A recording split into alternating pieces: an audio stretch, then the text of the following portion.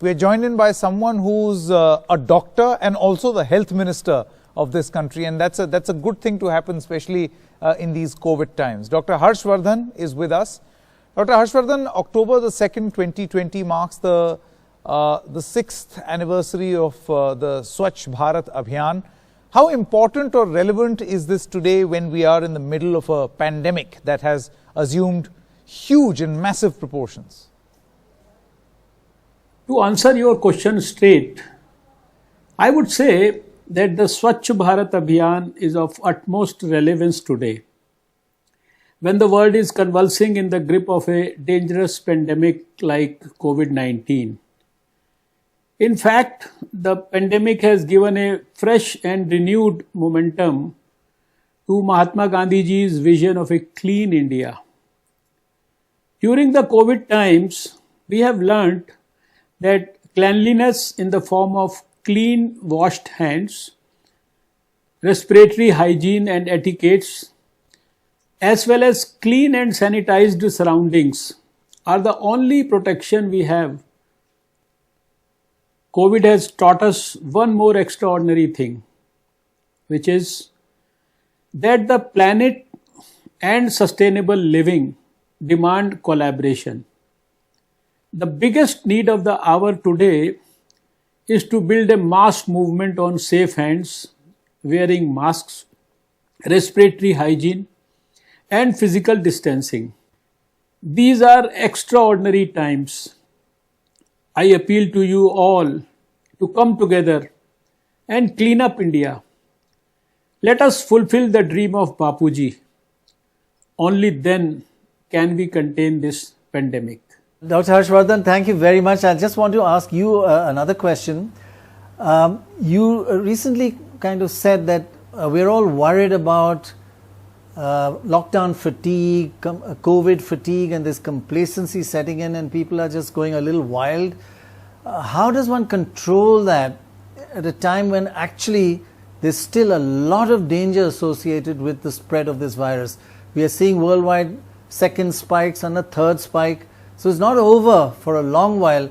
How do we handle this complacency and lockdown fatigue? What I said was that there are diligent people who are following the government guidelines and wearing masks, as well as following all prevention protocols. Despite this, the infection has spread because of a small section of people who move around carelessly without taking necessary precautions. I would call it prevention fatigue rather than complacency among people. We need innovative behavior change coupled with active engagement of people's groups. This is going to be the key for preventing any surge of infection in the future. Harshvardhan जी, मैं Amitabh Bachchan sir, प्रणाम। एक ICMR expert panel जो है वो काम कर रही है और एग्जामिन कर रही है कि री इन्फेक्शन जो होता है, फिर से बीमारी हो जाती है कोविड की, और इसके बारे में आप कुछ हमें बता सकें? Can you tell us something about the cases where reinfection is taking place? I know it's terrifying, but what can the medical community comment about this very worrying aspect?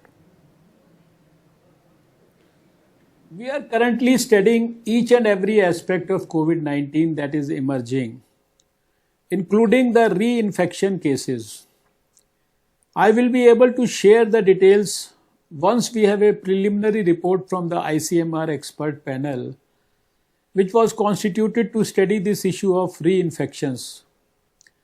As of today, I can share that reinfections have been reported in limited numbers in India and do not appear to be a major public health problem.